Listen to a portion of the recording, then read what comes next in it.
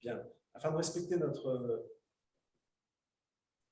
agenda et les horaires qu'on s'impose, je vous propose qu'on commence notre réunion mensuelle investisseurs, donc la première de l'été, qui sera également la dernière, puisque nous ferons relâche au mois d'août et nous nous retrouverons le 9 septembre pour notre prochaine réunion d'investissement. Ce mois-ci, nous ferons un peu moins que d'habitude de macroéconomie, on en parlera bien sûr, mais un peu moins que d'habitude, on parlera de variants, on n'a pas le choix.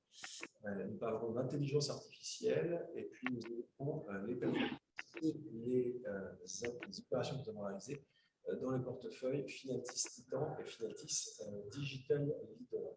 En principe, nous devrions respecter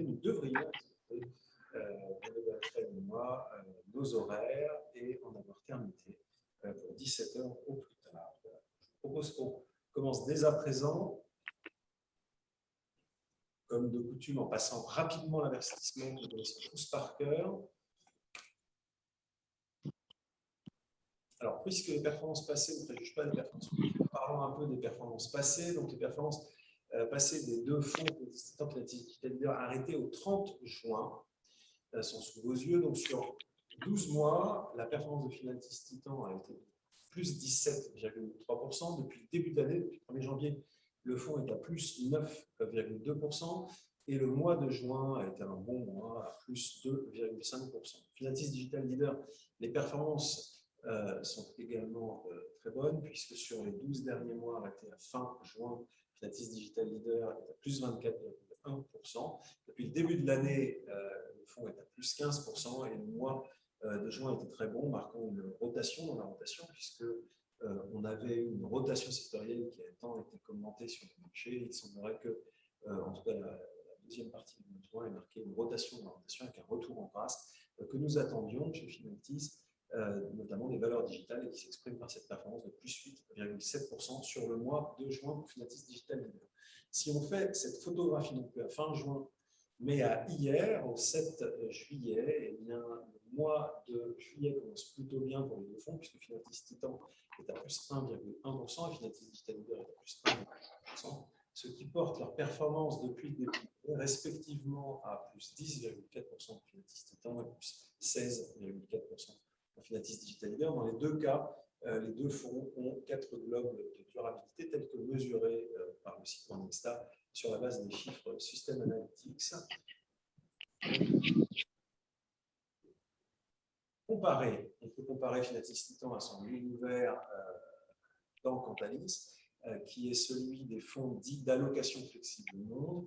Il y a eu 22 fonds en plus au cours du mois dernier référencés par la base Cantalis dans cette catégorie. Le total est de 1167 fonds, c'est une catégorie très disputée. Et dans cette catégorie très disputée, Finatis Titan se distingue par une surperformance année après année, et l'année 2021 ne fait pas exception. La surperformance depuis le début de l'année de Finatis Titan par rapport à cette catégorie est plus de 3%, plus de 15% sur les 5 dernières années, plus de 10% sur les 3 dernières années. Elle ressort très bien dans cette catégorie très disputée. Alors, plutôt que de faire, comme nous le faisons mois après mois, un point géopolitique, il y aurait bien sûr énormément de choses à dire en matière de géopolitique. Ce qui nous semblait important ce mois-ci, c'était de faire un point rapide sur ce dont on entend parler en permanence et qui semble créer une petite nervosité, parfois une nervosité un peu plus que petite, sur les marchés, en l'occurrence l'apparition des variants et l'impact que ces variants peuvent avoir sur la politique vaccinale et l'efficacité de celle-ci. Alors, on vous a fait ce tableau.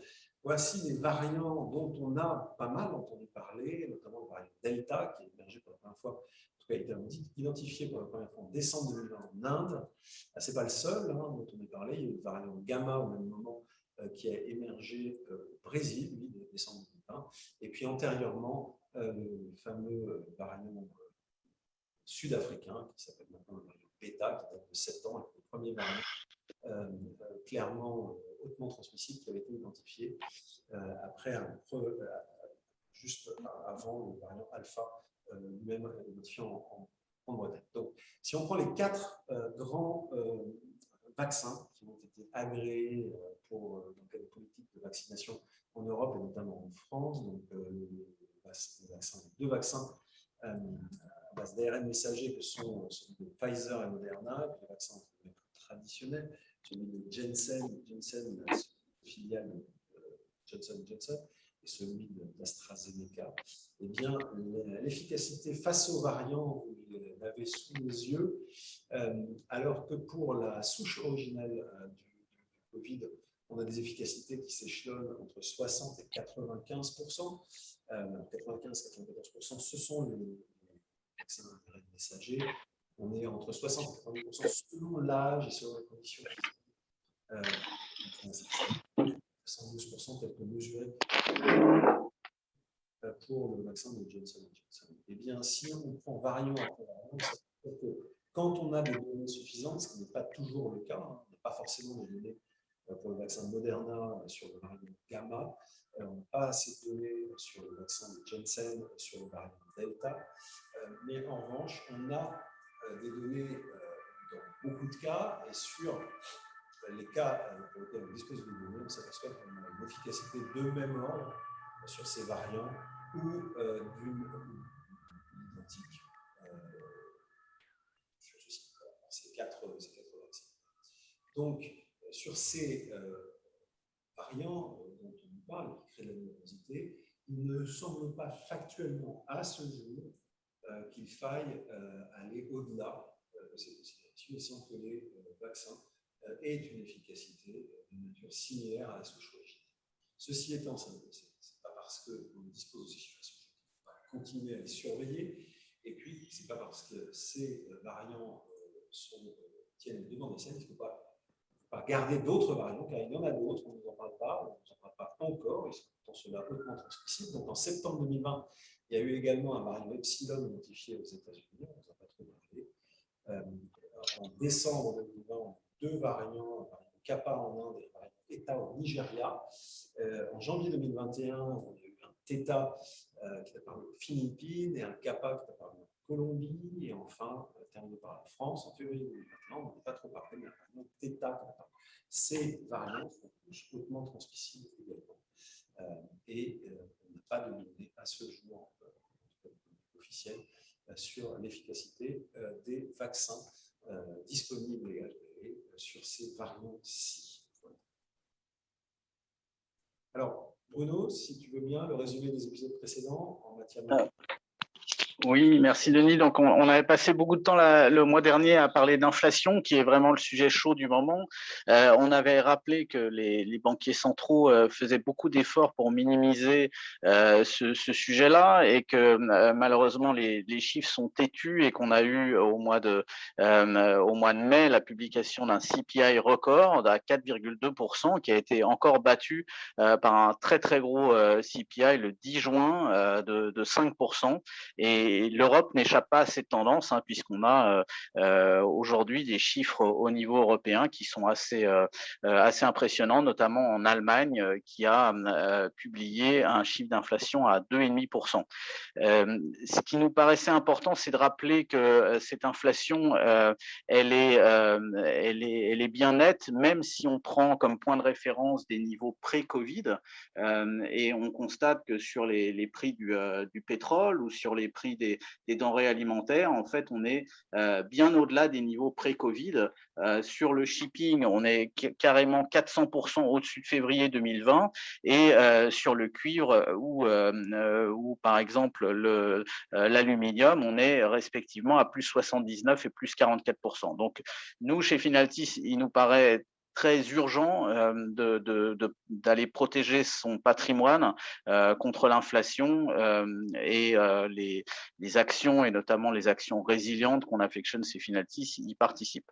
Et on avait fait un focus le mois dernier sur l'automobile, qui est à la convergence de plusieurs plateformes technologiques majeures, et ça sera l'occasion pour Denis et moi de vous parler en particulier de l'intelligence artificielle ce mois-ci.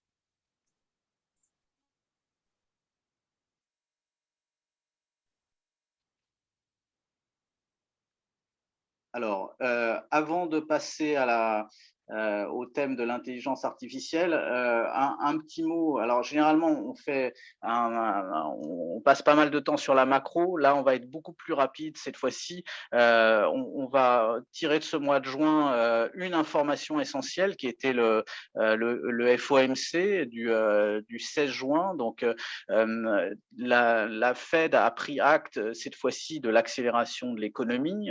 Donc, elle a relevé ses chiffres sur 2021 à plus 7%. Elle a pris acte également de la hausse de l'inflation, plus 3% en 2021, et de l'amélioration de la situation sanitaire. Ce qui a donné lieu en fait à un communiqué du FOMC, sans doute le plus restrictif, le plus hawkish, comme on dit, ce qui explique qu'on ait mis cette aigle de la Fed depuis 2 ans.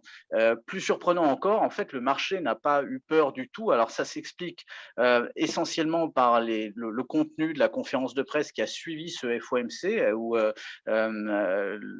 Jerome Powell a tempéré les fameux dot plots et les 2 hausses de taux prévues en 2023 en disant qu'il fallait prendre ça avec des pincettes.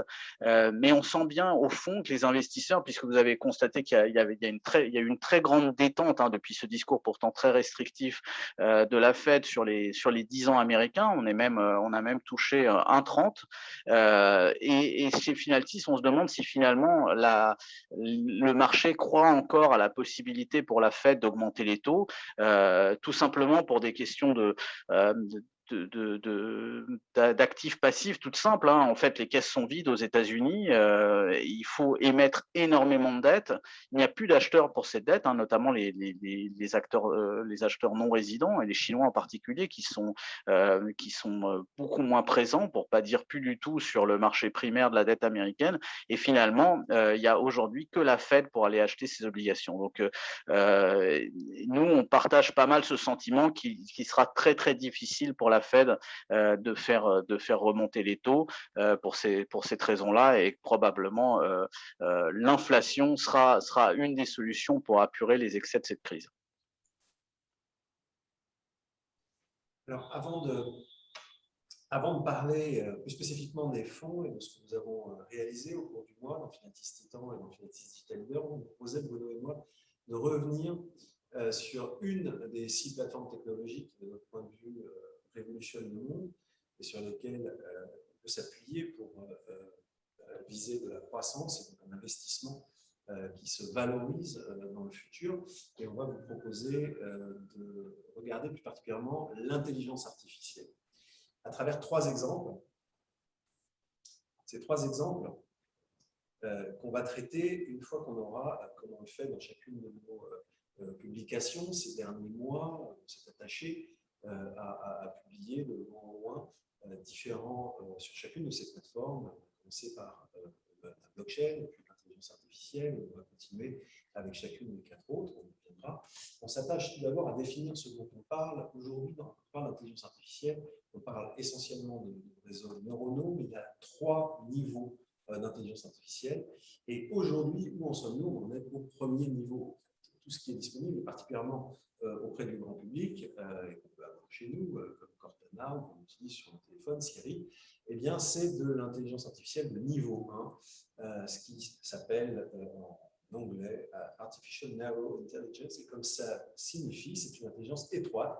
Elle est capable de résoudre un problème, un seul problème. Si on était au niveau 2, on a symbolisé ici avec l'œil de HAL, le fameux ordinateur que Stanley Kubrick a mis au cœur de l'histoire de 2001 d'Odyssée de l'espace, on n'en est toujours pas là. En 2021, HAL n'existe pas. Et ce niveau 2, qui est nommé Artificial General Intelligence, qui correspond en fait à une émulation de l'intelligence humaine avec une capacité de résolution de problèmes multiples, n'existe pas aujourd'hui. Alors, a fortiori, le niveau 3, donc Artificial Super Intelligence, est celui de la singularité, où vous avez une machine, en réalité, une intelligence artificielle, qui est une supra-intelligence capable de résoudre des problèmes multiples qui sont aujourd'hui inintelligibles, inaccessibles pour l'homme. Donc, on en est fort loin, puisqu'on est encore au niveau. Alors, en termes d'exemple aujourd'hui, où est-ce qu'on utilise ce niveau 1 d'intelligence artificielle aujourd'hui? 3 exemples. Avec le véhicule autonome, la défense et le divertissement, et à chaque fois l'illustration par des opérations réalisées sur ces thèmes-là par des sociétés dans lesquelles nous sommes investis, en l'occurrence Alphabet, Google, sur Robotaxi, on appellera une filiale d'Alphabet, dispose d'une flotte de robotaxis opérationnels. Tesla, pour les véhicules autonomes privés, les pourcentages que vous voyez sur les petits pouces, ce sont les pourcentages de détention des titres correspondants dans le portefeuille de Finatis Digital Limited. Sur la défense, Palantir, et sur la communication, le divertissement. L'exemple de Netflix sur lequel on reviendra. Donc, avec des positions respectives qui sont 4%, le maximum autorisé que nous autorisons pour des raisons de diversification et de politique de risque sur Finatis Digital Leader, 4% sur Alphabet, 4% sur Netflix, 3,2% investis de Digital Leader sur Tesla et 1,7% sur Palantir, une société plus récente et avec une approche plus porteuse de risques, porteuse de promesses aussi, on va y revenir.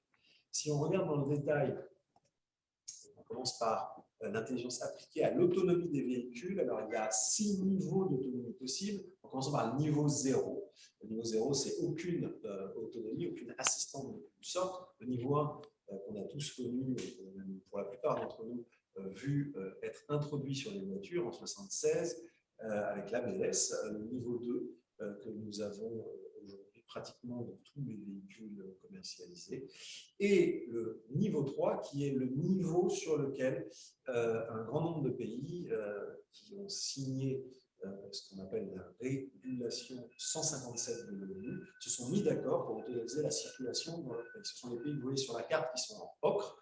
Donc on parle de la Russie, de la totalité de l'Europe occidentale, quelques pays d'Afrique, le Japon et l'Australie. Mais manque autour de cette table les signataires de grands pays peuplés, de grands pays industriels comme la Chine, les États-Unis, l'Inde, qui ne sont du Brésil, qui ne sont pas signataires. Mais le fait de ne pas être signataire ne veut absolument pas dire qu'ils sont en retard, dans certains cas même au contraire. Et si on prend l'exemple spécifique des États-Unis, on vous a fait figurer ici les États au sein desquels, aux États-Unis, le niveau 4 était légal. Alors, niveau 4, ça veut dire qu'on a une assistance très forte, qu'il y a un volant et qu'il y a une vigilance requise de la part du conducteur, mais une vigilance minimale. Le véhicule est quasi capable, en tout cas en réalité capable de conduire seul.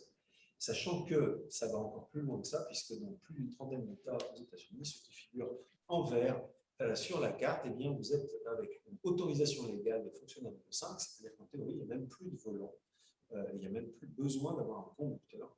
Le véhicule soit autorisé à prendre la route s'il est certifié et agréé par l'autorité de l'État pour ce faire. Et il y a des exemples assez frappants en la matière, on va y revenir. Donc, sur les véhicules individuels, on a de toute façon toujours le même principe, puisqu'on parle de réseaux neuronaux. Les réseaux neuronaux, si vous vous référez, si vous en avez la connaissance, ou si vous vous référez à ce que nous avons écrit sur le sujet de l'autonomie et qui est à votre disposition sur le site internet, vous pouvez être de nouveau consulté sur le fil LinkedIn de Finatis, eh bien, ça fonctionne toujours de la même manière. Ces réseaux neuronaux, quels qu'ils soient, eh bien, vous avez des données, ces données perçues par des capteurs. Donc, une voiture, ces capteurs, ce sont soit des radars, un GPS, des caméras, des ultrasons, ou un laser qui s'appelle, en l'espèce, disons un radar et un laser, un LiDAR. Ces données brutes qui sont perçues par ces biais sont ensuite analysées par des logiciels. Ces logiciels qui, on l'a vu le mois dernier ensemble, représentent aujourd'hui pratiquement la moitié du prix d'un véhicule et d'un très brève échéance ne représente pas plus de la moitié du prix d'un véhicule pour prendre des décisions et une action. En l'occurrence, là, on voit le volant de cette Tesla qui tourne tout seul. Bien, une fois qu'on a en tête ces 3 étapes d'un réseau neuronal, qu'est-ce qu'on en fait? Alors, sur une voiture individuelle, on en fait une voiture qui conduit toute seule, et en l'espèce, les Tesla, aujourd'hui, sont, c'est ce que dit Tesla, capables de conduire seuls. Et pourquoi sont-elles capables de conduire seules? Tout simplement, Elon Musk, notre serial entrepreneur, serial CEO, il dirige tellement d'entreprises que finalement, on peut lui attribuer ce qualificatif.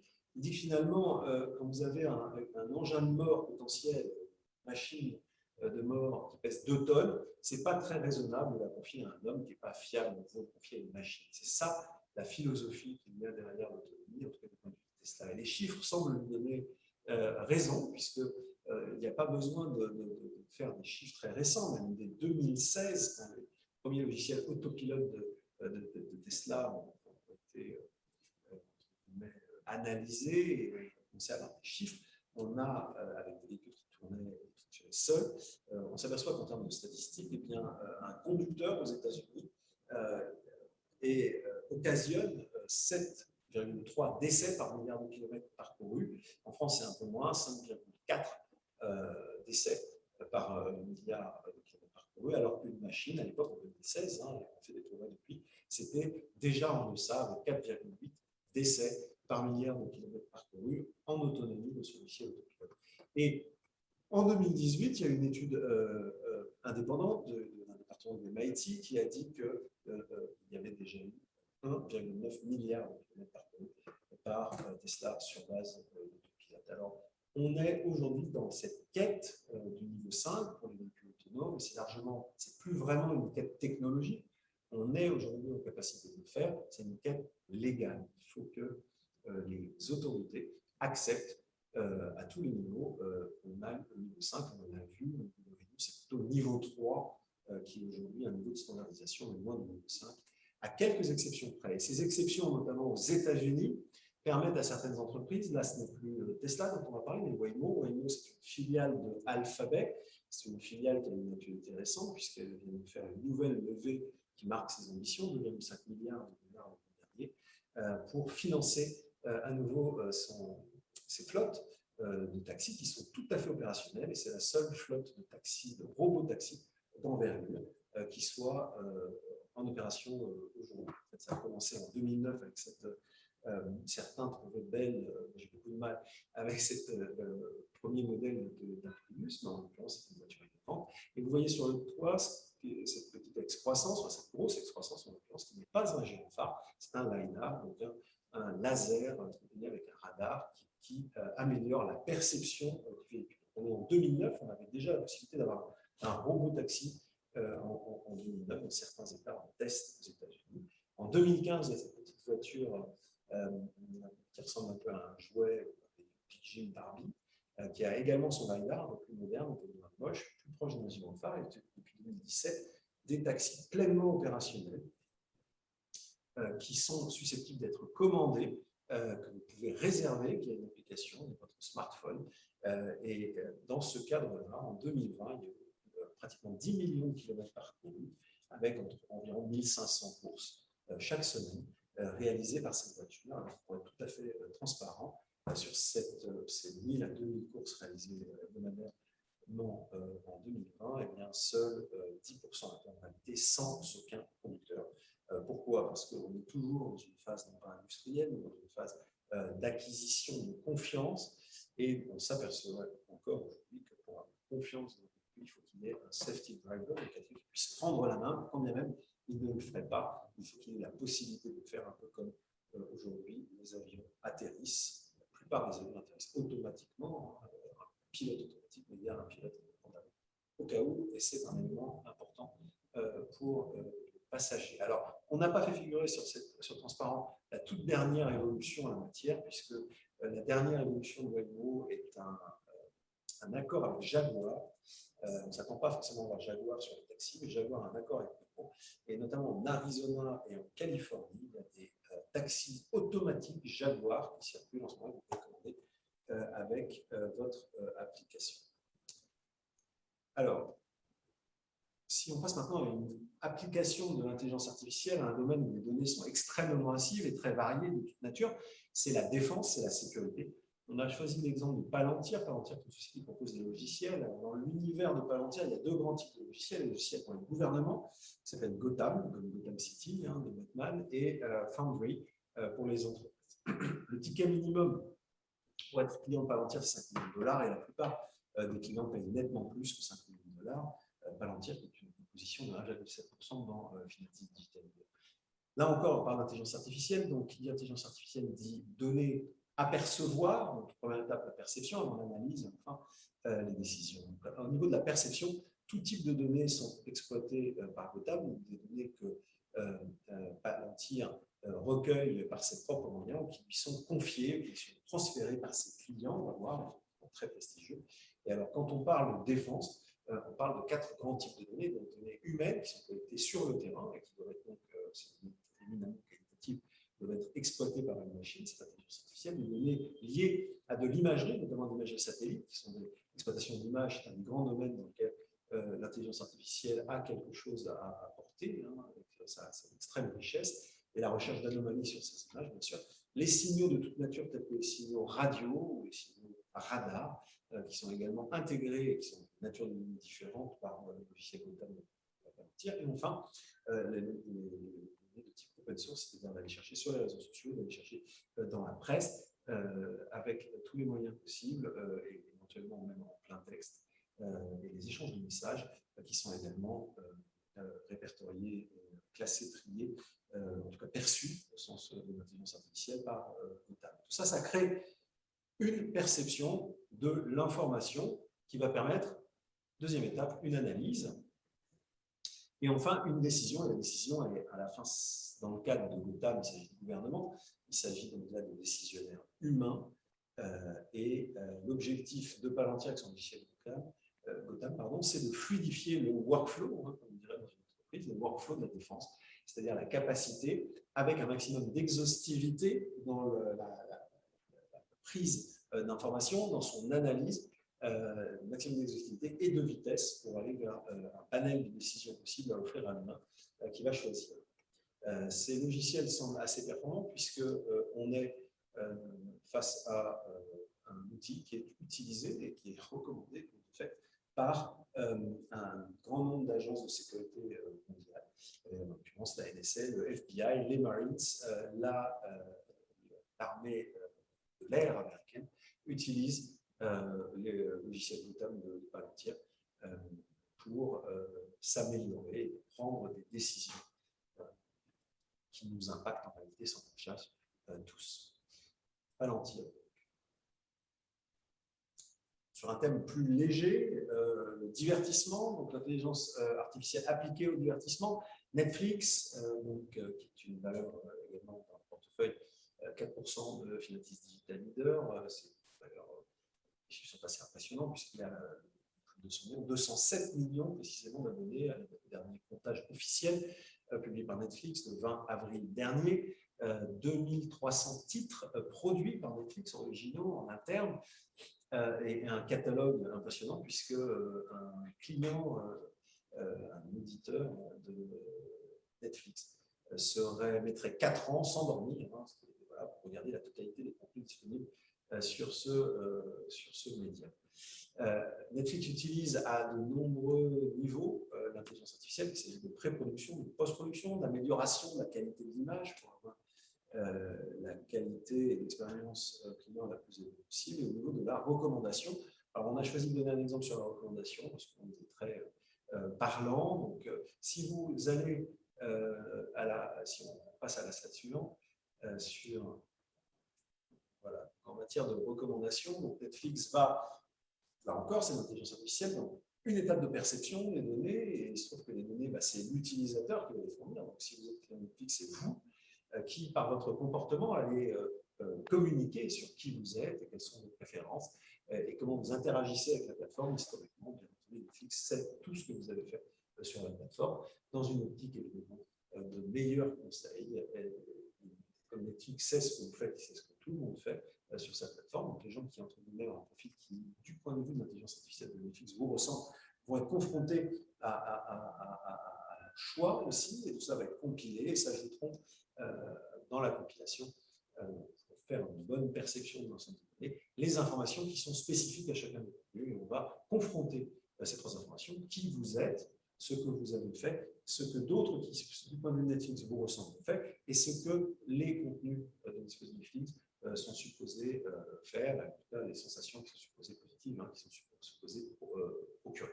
Et la phase d'analyse, en fonction de qui vous êtes, si vous êtes quelqu'un qui aime plutôt le suspense ou le drame, ou au contraire, comme nous disons en bas, quelqu'un plutôt romantique et qui aime les belles histoires, et bien sur ce fondement-là, même s'il s'agit d'exactement le même contenu, pour peu que ce contenu soit suffisamment riche, il peut s'adresser à l'un comme à l'autre type d'utilisateur et d'audience, eh bien, on va vous proposer une image différente.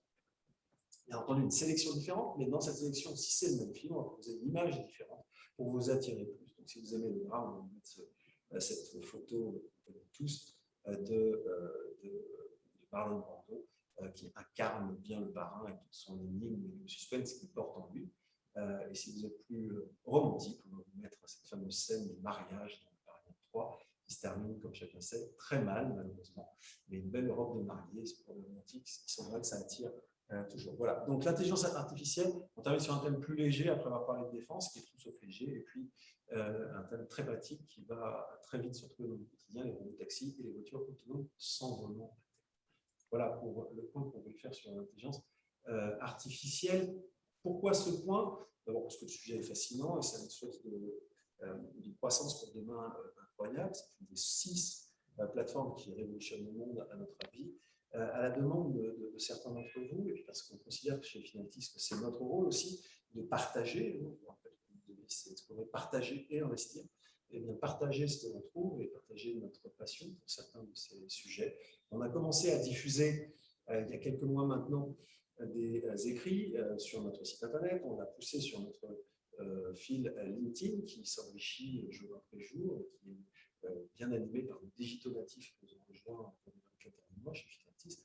On a commencé par la blockchain, en expliquant les grands principes de la blockchain, épisode 0. Ensuite, on a donné 2 exemples, crypto-monnaie et DeFi. Et puis, les 2 autres exemples, on les donnera un petit peu plus tard. On est passé au sujet de l'intelligence artificielle, avec la réforme, en commençant par les grands principes, et puis ensuite en parlant de criminalité et de terrorisme, ce qui n'est pas forcément un sujet très glamour, un sujet absolument essentiel, notamment en termes de liberté publique, qui pose d'énormes questions, sachant qu'aujourd'hui, on a des armes qui décident seules, avant toute intervention humaine, de frapper. Donc, un missile qui parte sur des cibles avant qu'un homme ait pu dire si c'était vrai ou faux.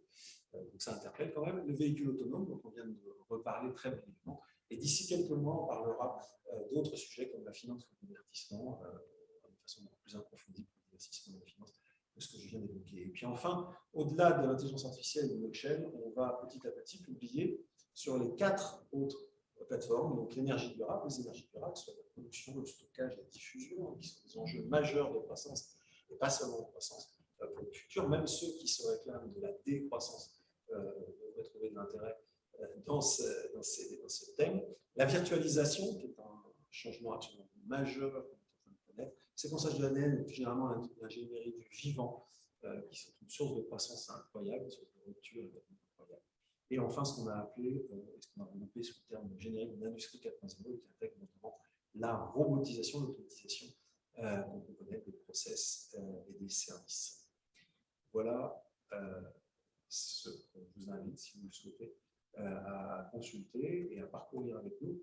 Je ne peux que vous inciter à aller vous abonner si vous n'êtes pas encore au LinkedIn de Finatis, qui, comme je le disais, est de plus en plus fourni, puisque nous attachons au moins 2 fois, parfois 3 fois par semaine, à y poster un contenu qu'on souhaite riche et qu'on souhaite informatif. Alors, passons maintenant à nos fonds. Donc, Finatis Titan, que vous connaissez, un fonds flexible, hein, on n'est pas obligé de investir à 100%. D'ailleurs, nous ne le sommes pas, mais quand nous trouvons, nous ne sommes pas toujours, quand nous trouvons suffisamment de valeur à un prix de valeur qui soit à un prix qui nous convienne, eh bien, le portefeuille s'investit. En l'occurrence, il n'y a dans ce portefeuille que des valeurs de croissance régulière, avérée, à forte visibilité, qui ont démontré une grande résistance au prix et à qualité bilancielle extrême. Certains de nos investisseurs, on a repris pour nous cette expression, on dit bah oui, ce sont des investment grade equity. Oui, les titans sont des investment grade equity, car quand ils ont à émettre une dette, ce qui n'est pas toujours le cas, il n'y a pas forcément besoin, étant très cash riche, eh bien, ces titans, à de très très rares exceptions qui sont liées au temps de latence des organismes de rating, des agences de rating, eh bien, sont rated investment grade. S'ils ne sont pas encore, le temps que les agences de rating et les upgrades, elles seront investment grade d'ici quelques mois. Voilà, donc qu'est-ce que nous avons fait au cours du mois de juin dans Finatis Titan? À toi, Bruno. Merci, Denis. Donc oui, et je reviens juste sur investment grade. Bien sûr, la classe d'actifs que travaille Finaltis Titan sont les investment grade equity. Et comme le disait Denis, il y a un temps de latence dans les deux sens dans les agences de rating, à la fois pour upgrader et parfois pour dégrader. On se rappelle tous que Enron ou Parmalat étaient investment grade peu de temps avant de faire faillite. Et là, il y a deux sociétés, on les cache pas du tout. On est au contraire fier d'en parler, c'est Netflix, dont le compte de résultats enfin un investment grade par excellence, mais déjà Standard & Poor's a annoncé qu'ils allaient upgrader. Et puis Tesla, pour vous donner un ordre de grandeur, Tesla, en émettant 1% de sa capitalisation boursière, pourrait rembourser la totalité de sa dette, qui s'élève aujourd'hui à 7 milliards, alors qu'on parle d'une capitalisation, 7 milliards de dollars, alors qu'on parle d'une capitalisation boursière de 700 milliards. Voilà, donc le process d'upgrade de Tesla est aussi en route et on a un petit peu anticipé les choses. Alors, ce mois-ci, nous avons réduit notre exposition aux actions. On avait démarré le mois à 86%, on était même monté un peu pendant le mois, on a réduit à 80%. Et comme le mois a démarré déjà depuis quelques jours, on peut vous dire que l'exposition a encore baissé. On a pris pas mal de profits, notamment hier et avant-hier. L'exposition de Titan est aujourd'hui à 73%, donc on se retrouve à un niveau d'exposition qui nous ramène pas mal de mois en arrière, en fait, quasiment au niveau de juin de l'année dernière. Par ailleurs, on va parler des achats et des ventes sur le mois. En termes de contribution, on a une nouvelle valeur qui était rentrée dans notre univers, et en même temps qu'elle était rentrée dans l'univers des Titans, était rentrée dans le portefeuille. Elle nous donne des satisfactions immédiatement. Cette valeur, c'est Nvidia. Je vous invite à vraiment vous intéresser à cette entreprise absolument extraordinaire qui fabrique les briques essentielles, à savoir les semi-conducteurs, les microchips, qui permettent justement de basculer dans l'informatique d'intelligence artificielle, qui, comme Denis vous en a parlé, sera un facteur majeur des médias à l'automobile, en passant par la finance. Et donc Nvidia est un titre qui a très très bien performé au mois de juin et sur lequel on est toujours bien investi. En général, c'est tout le pari digital qu'il y a dans Titan, qui était un peu contrariant parce que c'était pas très à la mode d'avoir du PayPal, du Microsoft ou du Amazon en ce début d'année. Et puis voilà, nous on fait en sorte d'avoir une main ferme sur les boîtes qui génèrent du profit. Amazon ne s'est pas arrêté de générer du profit ces derniers mois, et pourtant le titre n'avait pas monté pendant quasiment 16 mois d'affilée.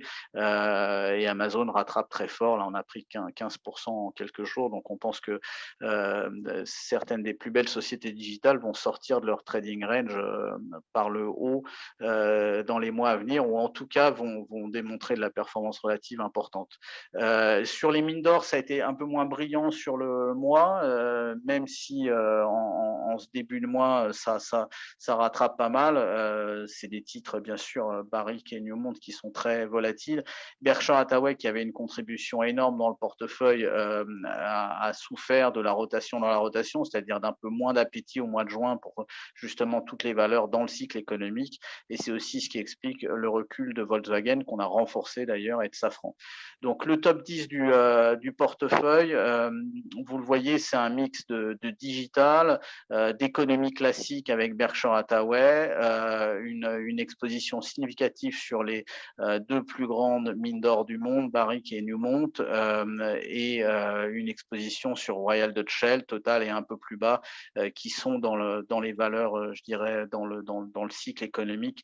Certaines de celles qui nous intéressent le plus, notamment par la pérennité de leurs dividendes et le niveau très élevé de leurs dividendes. Donc, on a été très actifs sur le mois de juin, puisque un quart du portefeuille des encours du fonds a tourné.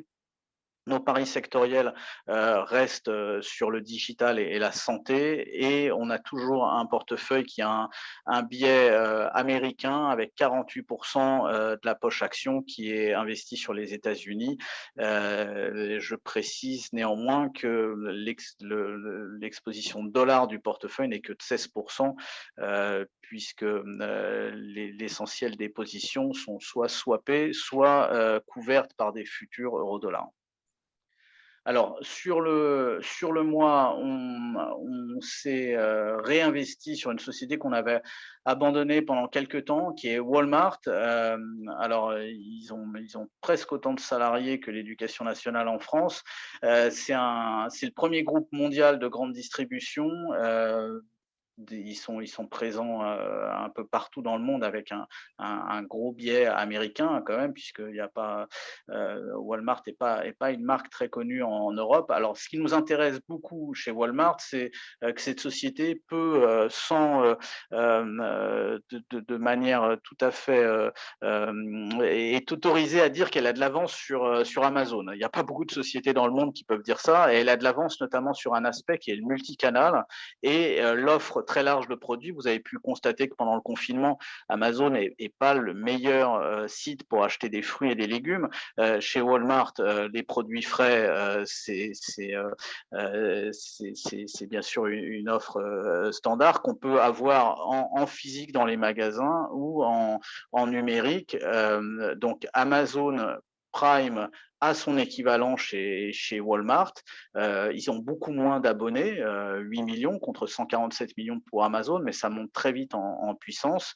Et Walmart, voilà, c'est un acteur très puissant qui s'est pas du tout laissé dépasser par la digitalisation, qui profite de ses capacités de stockage et d'approvisionnement considérables pour justement livrer dans les temps les clients sur une gamme très très large de produits. Vous savez qu'Amazon fait beaucoup d'efforts après son acquisition de Whole Foods pour aller aussi sur les produits frais, mais ils sont très très loin d'avoir l'offre de Walmart. Et enfin, ce qu'on apprécie beaucoup chez Walmart, c'est que toujours sur ce sujet de la digitalisation, ils ont investi massivement dans des fintech, certaines qui sont intégrées à leur offre produit. Et pourquoi? Tout simplement pour acquérir un maximum de connaissances sur les habitudes de leurs clients. Voilà, donc c'est un titre qui est pas spécialement cher, sur lequel on a pris position autour de 136 $ et qui devrait bénéficier bien sûr des plans de relance américains destinés à stimuler la consommation. Alors, autre dossier immense, américain, pas forcément très connu ici, qui est Becton Dickinson. C'est une boîte très ancienne qui est spécialisée dans les seringues à l'origine. Aujourd'hui, après quelques acquisitions, aujourd'hui, les dispositifs médicaux, c'est un peu plus de la moitié de leur offre. Ils se sont beaucoup exposés sur les matériels de diagnostic, ce qui était plutôt une bonne idée avant le Covid, et les outils de recherche et développement clinique. Mais on a tous eu le droit, ou en tout cas la plus grande partie d'entre nous, à une petite injection intramusculaire. Il y a de fortes chances que le dispositif qu'on nous a mis dans la peau ait été fabriqué par Becton Dickinson. Il n'y a pas forcément un contenu technologique très important dans des seringues. En revanche, l'outil industriel, ce qui crée les barrières à l'entrée pour Becton Dickinson, c'est un outil industriel hors norme qui lui permet de délivrer des volumes considérables à des prix très bas, ce qui rend le travail de ses concurrents très difficile. Ce qu'on apprécie particulièrement chez Becton, c'est qu'ils sont leaders dans tous les métiers, ou dans 90% des métiers dans lesquels ils opèrent. Et enfin, sur un aspect de retour à l'actionnaire, il y a une caractéristique très rare chez Becton Dickinson. Vous savez qu'on est des grands amateurs chez Finaltis des aristocrates du dividende, donc ces sociétés qui ont cette capacité incroyable à verser 25 années de suite un dividende en hausse. Et il y a une petite catégorie des dividendes aristocrates qui sont les dividend kings. C'est les sociétés qui arrivent à verser à leurs actionnaires un dividende en hausse pendant 50 années de suite. liste. Becton Dickinson est tout près d'être couronné Dividend King. Pourquoi? Parce qu'ils en sont à 49 années et comme les choses se passent très bien au niveau opérationnel, on n'a aucun doute sur le fait qu'ils auront leurs 50 années consécutives de croissance du dividende. Voilà, avec un effet compound absolument spectaculaire. Par ailleurs, on s'est renforcé sur Kimberly-Clark. Alors, on est très loin du monde digital, hein, ce n'est pas de la croissance explosive. Ce type de société, on est content quand ça fait des croissances entre 2 et 5%. En revanche, en période d'inflation, c'est des sociétés qui montrent une vraie capacité à passer les hausses de coûts matières premières et les hausses de prix en général à leurs clients. C'est bien sûr aussi une société qui est leader dans ces catégories. Kimberly-Clark n'est pas un nom très connu, hein, mais en tout cas, mais leurs produits le sont. Kleenex, Guise, Pull-Up, Cottonelle, etc. Ils font aussi du B2B avec des dispositifs médicaux, notamment les tubes respiratoires, les masques, les gants. Voilà, c'est une société qui a accumulé une sous-performance massive contre les indices américains. C'était pas du tout à la mode d'être une société de croissance depuis le 9 novembre et les annonces sur les vaccins. Et c'était encore moins avec la hausse des taux à la mode d'être une société de croissance faible. Cela étant dit, avec les multiples qu'on a atteints aujourd'hui, qui sont à des plus bas de plusieurs années, il nous semble que ce type de société peut apporter une certaine convexité, une asymétrie, en gros, être capable de performer ou de ne pas baisser dans un marché qui viendrait à corriger. Et de toute façon, c'est une société qui, chaque année, délivre du bénéfice par action et à ce titre, on n'est pas très inquiet sur le fait qu'elle fera ce rattrapage avec le reste du marché. Alors, on est toujours un peu triste de se séparer de sociétés qu'on adore, mais ça fait partie du jeu, on va dire, et de l'investissement. Vous savez que chez Finaltis, on fait tourner le papier, comme on dit vulgairement, sur les marchés. Donc, quand on se sépare d'une société, on n'a aucun problème à revenir plus tard et on n'a aucun problème à vendre cette société parce que pour nos porteurs, ça n'a aucun impact. On a des coûts de transaction qui sont aujourd'hui extrêmement bas chez Finaltis et bien sûr, c'est même pas la peine de le préciser, mais ça va mieux en le disant, il n'y a pas de commission de mouvement sur aucun des fonds, aucun des mandats qui sont gérés chez Finaltis. Voilà. Donc on s'est séparé de 3 très belles sociétés, on n'est pas du tout fâché avec leur approche stratégique, leur modèle de croissance, mais on avait juste un petit problème avec la valorisation. Vous voyez d'ailleurs visuellement, hein, c'est une patte de hausse très impressionnante hein, sur Air Liquide, Roche et Beiersdorf. Alors, le fait que le cours monte, ça ne nous impressionne pas trop. Sur quoi on est très vigilant, mais là, ils n'apparaissent pas sur ces slides, c'est les multiples de valorisation. Et on est sur ces 3 sociétés arrivés sur des niveaux de multiples où généralement, historiquement, ça frotte un peu et ça a plus de mal à progresser.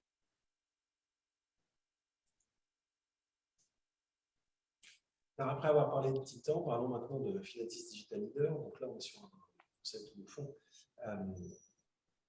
multithématique autour des leaders de la digitalisation de l'économie mondiale, une digitalisation de l'économie qui est en train d'être complète et qui est en train de se généraliser, donc qui concerne maintenant presque tous les secteurs. On est sur de la croissance forte, plus agressive, on atteste d'ailleurs la capacité de performer de ce fonds, parce qu'il reflète la forte croissance que délivrent ces sociétés qui tirent, c'est le concept de Finaltis Digital Leader, qui tire l'essentiel de leur croissance de la digitalisation. Alors, dans Finaltis Digital Leader, qu'avons-nous fait en juin? Alors, on va détailler l'ensemble des principaux achats et des ventes. En termes de contribution, donc là, Nvidia, sans surprise, est aussi un gros contributeur. On a eu aussi un mois assez extraordinaire sur Shopify, PayPal. Voilà, c'est un grand mois. Ça restera un grand cru, hein, le mois de juin sur le digital. Les boîtes que vous voyez sur la colonne droite, TSMC, Charles Schwab, ne sont pas forcément des boîtes qui ont baissé sur le mois, hein, mais c'est celles qui ont le moins monté. Donc, sans surprise, vous voyez que le top 10, on est avec des leaders digitaux, hein, comme le nom du fonds l'indique. On a bien sûr des représentants du GAFA, mais on a aussi un très gros pari sur Dassault Systèmes, sur Netflix, sur PayPal, sur Baba et surtout, on fait un gros travail sur Digital Leader de diversification sectorielle. Donc, vous voyez qu'on a à part la poche logicielle, hein, qui monte à 25%, ça c'est pour jouer la révolution du cloud qui nous paraît majeur, et on passe du cloud classique au cloud intelligent grâce notamment à des sociétés comme Nvidia. Vous voyez que le fonds est très très diversifié en termes de verticaux digitaux, on va dire, et de sous-thématiques. En termes de géographie, on fait les plus grands efforts du monde pour européaniser le fonds, mais nos critères sont tellement exigeants en termes de profitabilité, de croissance, de barrières à l'entrée, qu'il est dur, vous le savez, hein, de trouver des leaders digitaux en Europe. Il y en a quelques-uns, hein, les grands leaders digitaux, on les a, Dassault Systèmes, SAP, et certains et ASML dont on va parler juste après. Mais bien entendu et sans surprise, le fonds a un tropisme très très très très américain. Alors, on a refait du ASML ce mois-ci. Bon, c'est une société qu'on travaille régulièrement. C'est pas une société facile, hein, donc ça fait partie des très très grands leaders de la technologie en Europe. Ce sont des produits très techniques, donc de la lithographie ultraviolet qui permet donc qui offre aux industriels des semi-conducteurs un outil pour faire des gravages, graver leurs puces de manière les plus fines possible. C'est une société qu'on ne fera pas monter en tête du portefeuille. Elle est assez incontournable, mais pourquoi on la mettra pas en tête du portefeuille? Parce que, en fait, comme ces machines valent entre 100 et 150 millions de dollars pièce, vous imaginez bien qu'elle n'a pas beaucoup de clients, hein. Donc, TSMC, le grand leader taïwanais des semi-conducteurs, c'est 30% du chiffre d'affaires d'ASML, et Intel, Samsung, Micron, tout ça, c'est des sociétés qui font entre 5 et 15% de leur chiffre d'affaires avec ASML. Ça sera compliqué d'anticiper la disruption sur un titre comme ça.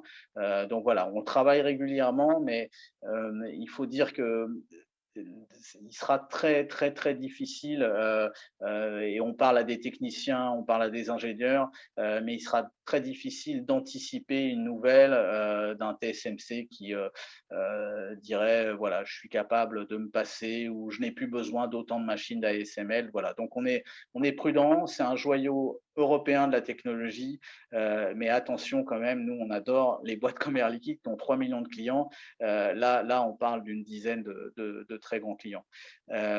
Alors TSMC, ça c'est une société qui offre, je dirais, une visibilité beaucoup plus grande à notre avis, hein, puisque là, ils ont un très très grand nombre de clients, une très grosse part de marché, ils interviennent à peu près sur tous les secteurs. Bien sûr, le shortage des semi-conducteurs, c'est pas eux qui l'ont organisé, hein, mais il est là pour les raisons qu'on sait, et donc bien sûr il y a un ajustement sur les prix.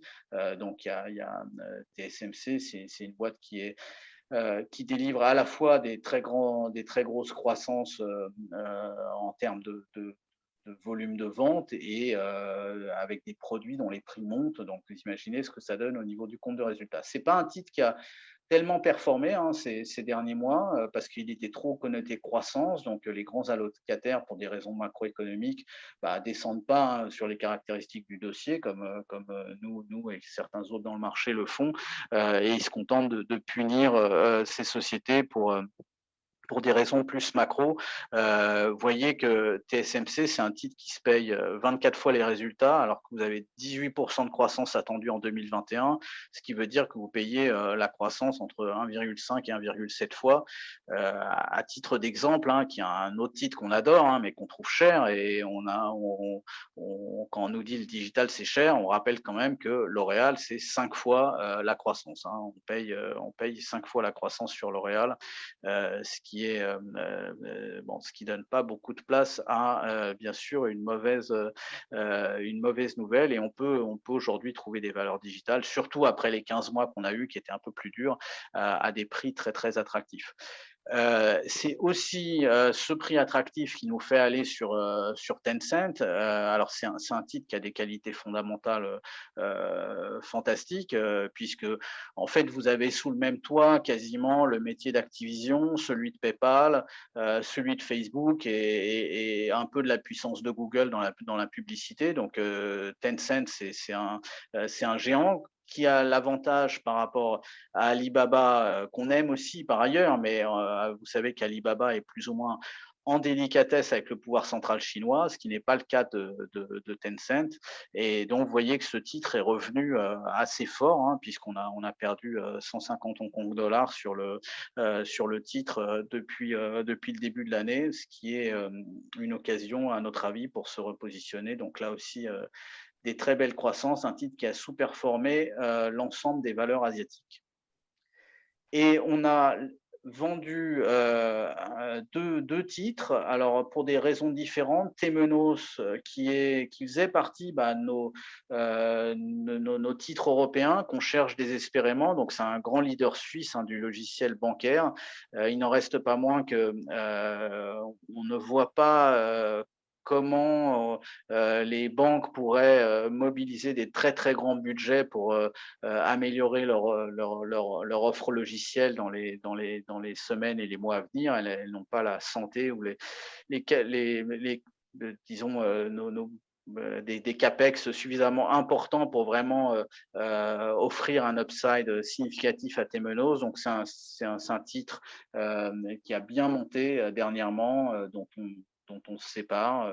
On reviendra, mais peut-être probablement pas tout de suite.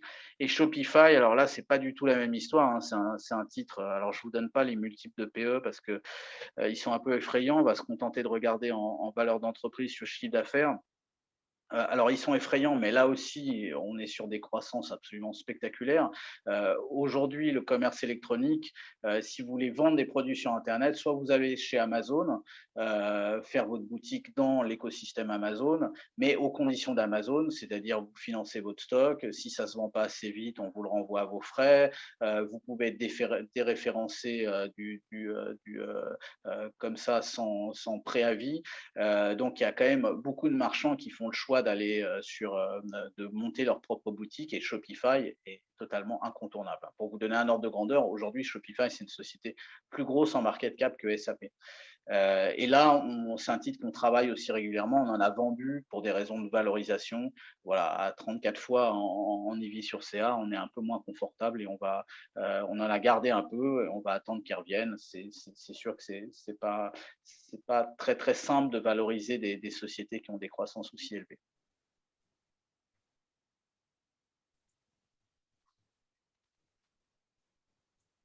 Voilà ce que Bruno et moi souhaitions évoquer avec vous aujourd'hui. Le format de nos webinaires ne permet pas une très très grande interaction. D'ailleurs, on réfléchit à combiner ce format de webinaire avec d'autres formats, et la possibilité de retrouver du présentiel est peut-être une bonne approche en combinant peut-être la prochaine fois ou la fois d'après une conférence Zoom comme on le fait aujourd'hui avec présentiel, afin d'avoir un peu plus d'interaction entre nous.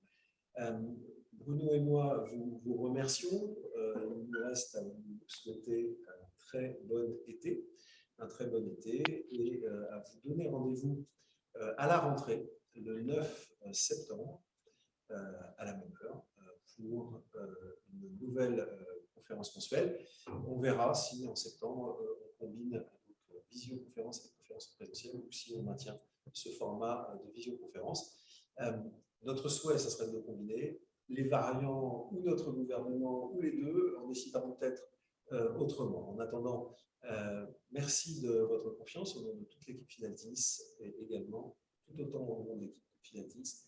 Bonnes vacances à tous. À bientôt. Merci, bonnes vacances.